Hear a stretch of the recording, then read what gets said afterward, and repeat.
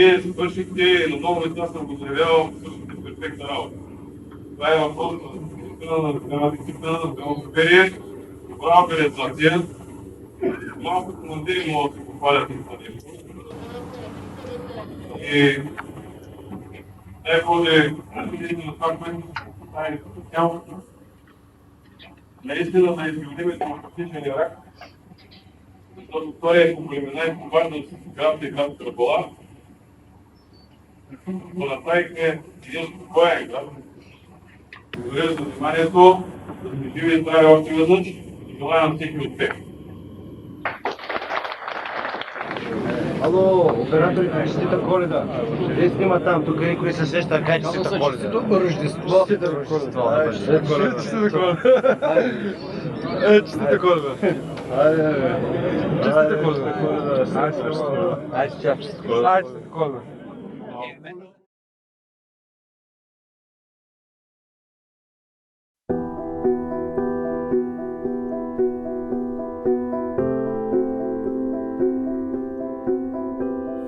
Една моя голяма мечта се осъществи отново да се върна тук, в Ирак и по-точно в Кербала, където работихме, където оперирахме като оператори от специалните сили и където загубихме едни от най-близките си другари.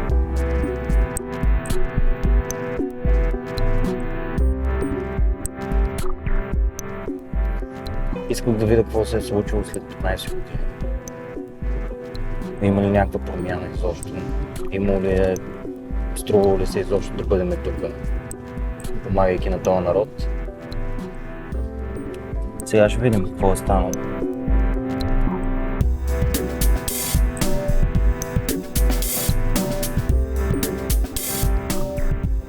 В 2003 година, когато влезнахме в Ирак, прекусихме границата с Кувейт и нещата, които виждам сега, бяха коренно различни.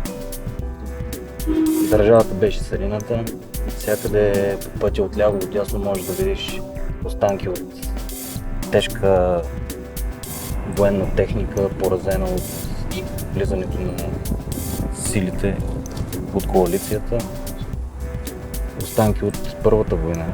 Общо взето е място, което напомня за всяка една крачка, всеки един метър, че е бойно поле, място в военни действия. Салам алейкум. Алейкум салам ва рахматуллах.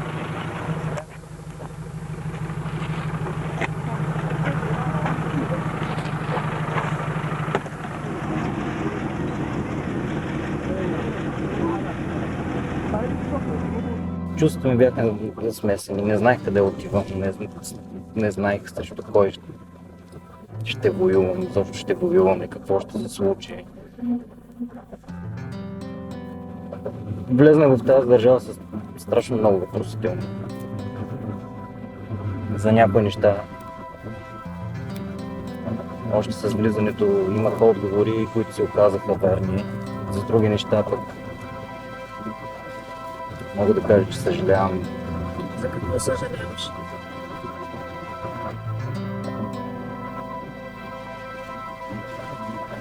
Че не сме помогнали малко повече на тези хора, отколкото е трябвало. Можело още повече да направим за тях.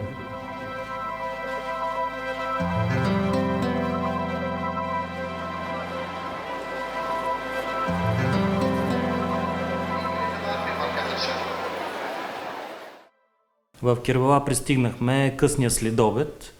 Бяхме настанени в едно училище, в смисъл бившо военно училище, което беше превърнато в база, където беше и бяха настанени части от 82-а въздушно преносима дивизия. С тях веднага, още на следващия ден започнахме да работим, да даваме патрули, но още първата нощ бяхме подложени на минометен обстрел.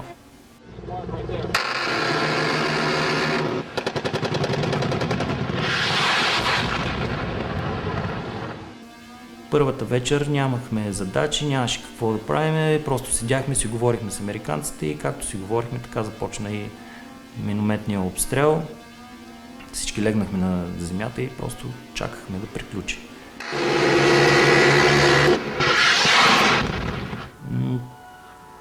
Тогава нищо не почувствах, просто тъй като явно ми е било за първи път, все още не осъзнах какво се случва. Както на нас, така и на обществото беше казано, че мисията е за възстановяване, след военно възстановяване и мироопазване и така нататък. Общо след там се водиха реални бойни действия, действаха всякакви различни групировки, които бяха новосъздадени милиции и групировки, които бяха все още верни на бившия режим. يعني كان قبل السقوط كربلاء مضطهدة بما أنه مركز التشيع، فكانت محاربة تماما من عهد النظام السابق. بعد السقوط كانت هناك عدم وجود رؤية واضحة لنظام الحكم في العراق، وعدم وجود القوات العراقية، والبديل كانت قوات مشتركة. كان دخول الأمريكان والتحالف، خاصة دخول الأمريكان، كان مو دخول سلمي، فكانت المواجهات مع حزب البعث والنظام البعث.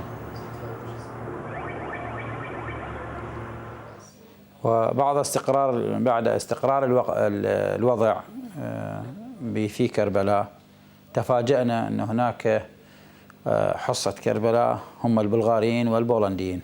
المفاجئ لكربلاء من الحكومة البلغارية الدز فتية لا يتجاوز الأعمار 18 19 20 لا يفخون بالأمور الحروب أي شيء.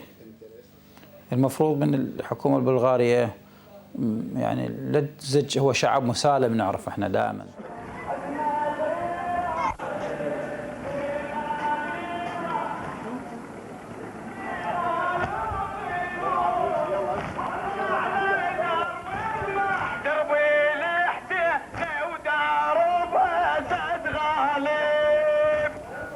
Моята задача като член от Съюзните специални операции, както там ни водиха от леко пехотен взвод, беше снайперист на екипа. Също така бях и лична охрана на губернатора на провинцията, плюс още едно момче от нашия екип.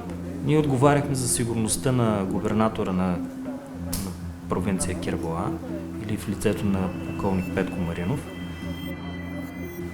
И нашия режим за работа беше следния. От понеделник до петък ние работихме като охрана и ескорт на него или на някои негови подчинени. А вечер или следобед давахме или пеши патрули, или малко по-късно, когато бяха примахнати пешите патрули, патрулирахме с джиповете. Също така, когато имаше планирана някаква операция, участвахме в операция, или бяхме група за бързо реагиране, или до известен период от време давахме постове по вишките, които бяха поставени върху базата. Проверка на автомобил. Двама човека.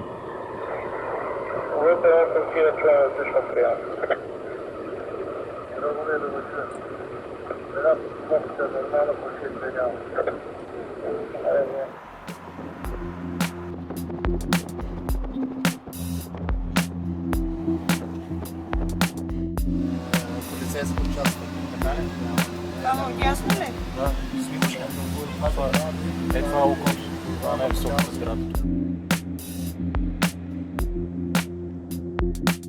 През септември месец почнаха първите минометни атаки срещу базата.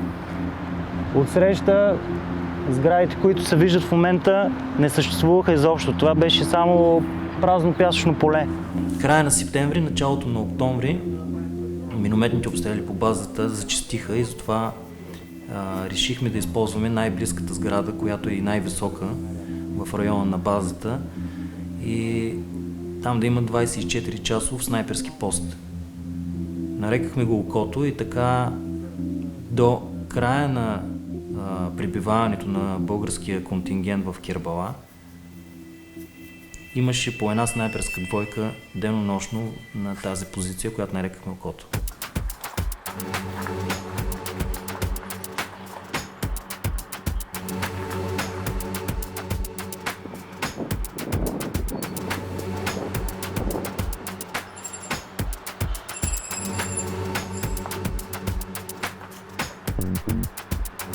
Това продължи до изтеглянето на целия контингент от Кербала към Дивания, като постовете работиха непрекъснато по двойки 24 часа денонощно. След като още от първия пост, който беше поставен там, минометните атаки от тази зона приключиха.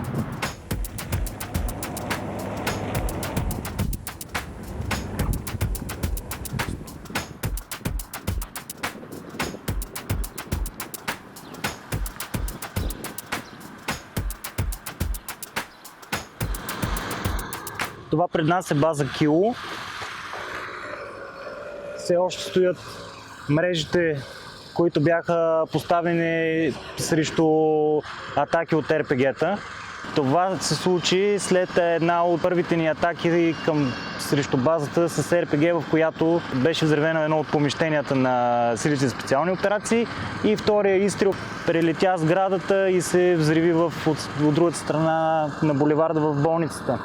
Все още личат и старата мрежа бодлива тел тип Бруно, която беше отгоре върху мрежата. Върху тази мрежа беше облякана и с така наречените снайпер скрин, или това е зелен плат, чрез който не може да се вижда какво се случва вътре в базата. Прозорците, които са отсреща, по тях бяха наредени пясъчни турби, също така да бъдат защитени хората, които спят вътре в тях.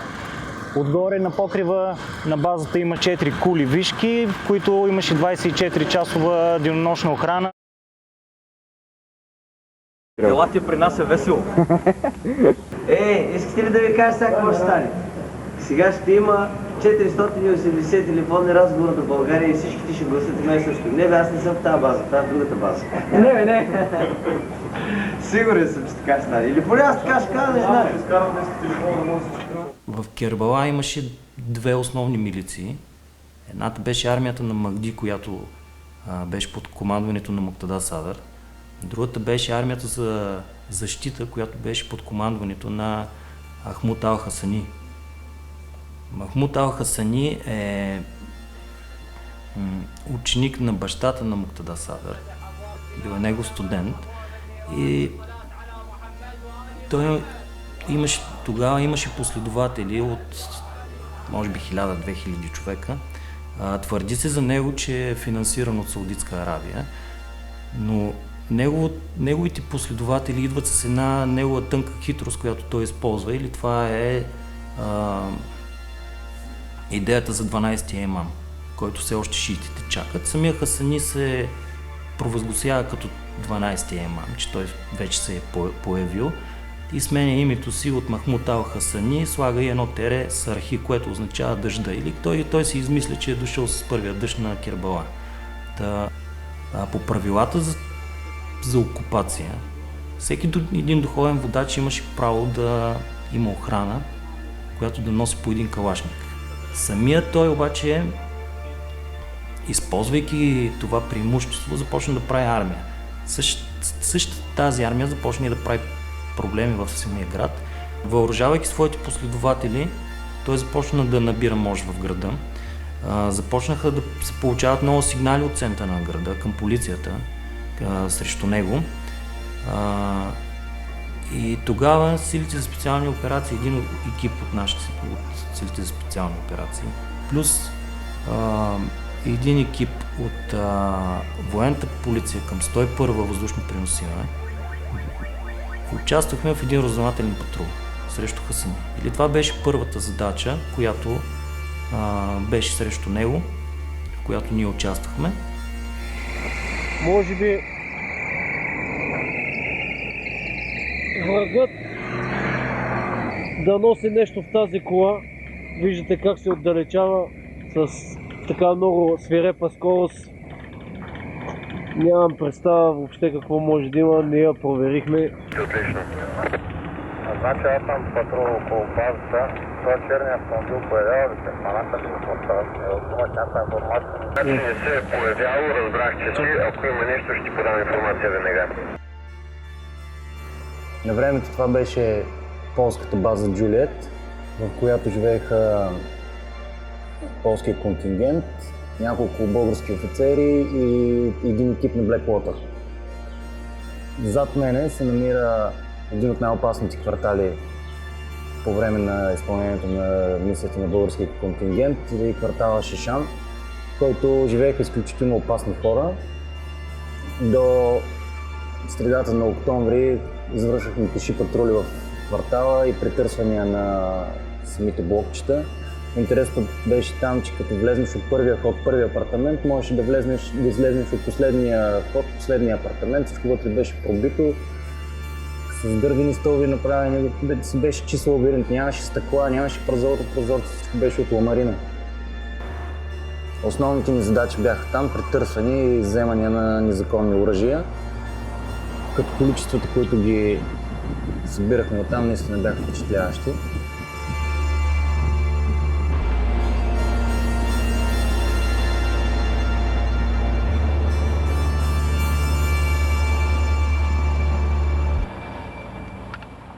Тук извършихме пеши патрули денем и нощем в рамките на 2 месеца и половина, от август месец до края на септември.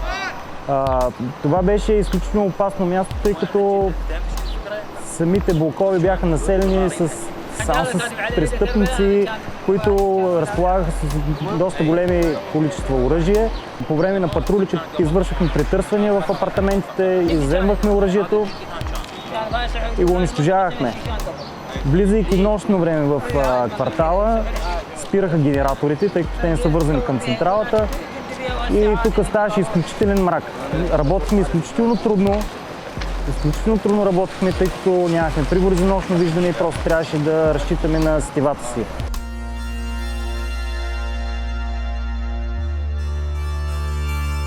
На 18 септември 2003 година е направено едно съвещание в Генералния щаб, което има за цел да анализира и направи оценка на действията на батальона и изобщо дали може да изпълнява своите задачи.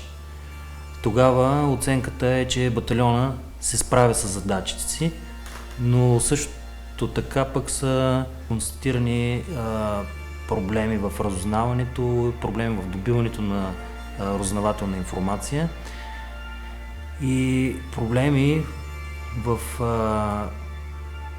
анализирането на този тип информация и подаването към батальона на тази информация, чрез която батальона да може да противодейства на групировките, които са на място.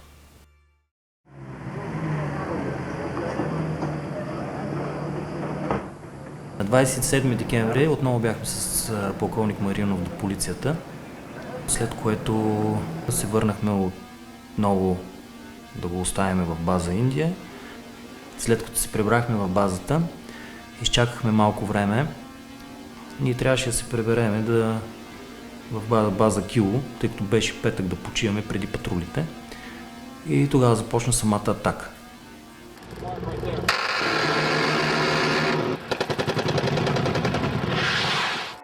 След като видяхме камиона, който беше вече спрял почти до оградата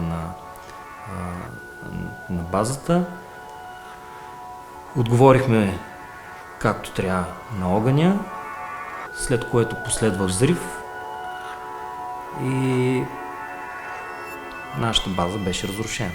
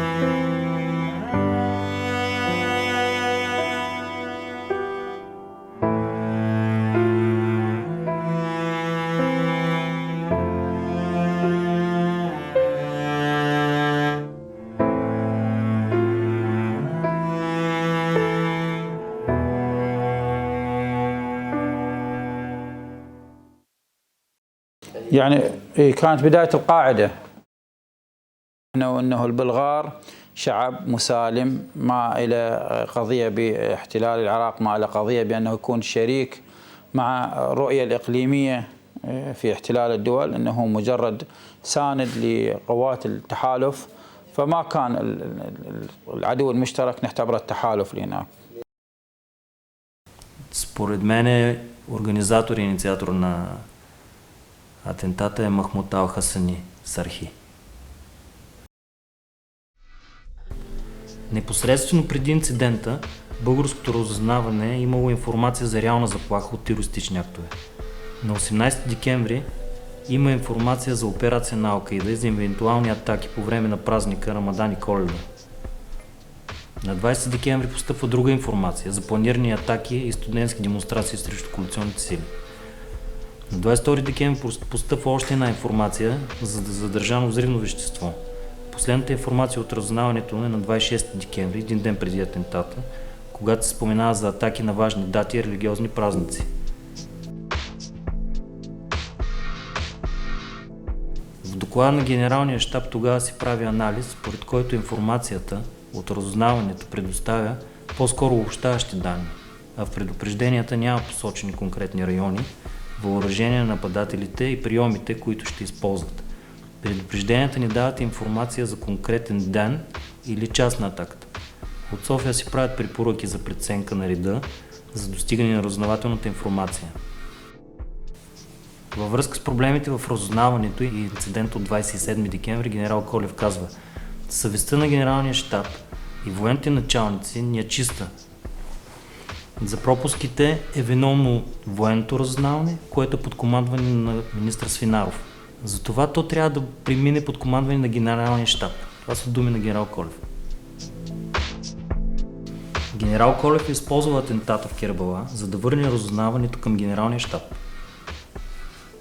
Истинските причини, довели до атентата, са в резултат на грешно планиране, неадекватно комуникационно, логистично и финансово осигуряване на батальона, слабости в координирането на действията между Министерството на отбраната и генералния щаб. Пряко отговорник за това е началник генералния щаб. Трябва да си каже, че военна информация е добивала важна информация, която не е била анализирана адекватно от генералния щаб и на базата на това не са произтекли заповеди към органите за разузнаване на батальона.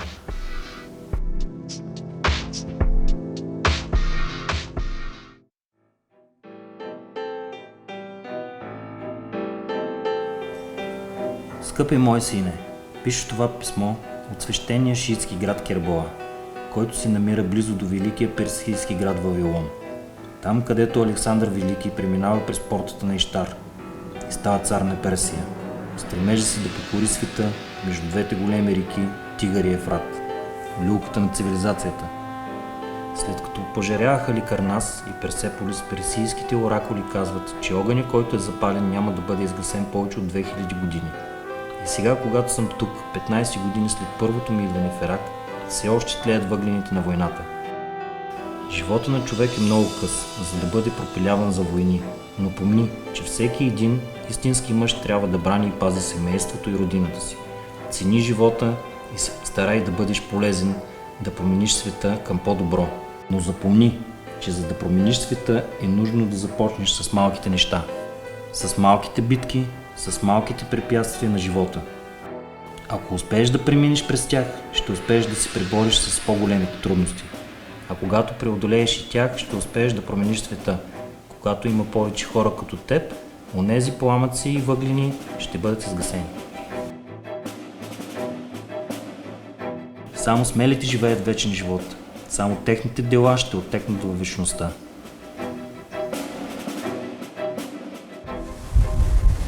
Бих казала на децата, които са загубили бащите си във войната, да бъдат горди с родителите си, с бащите си.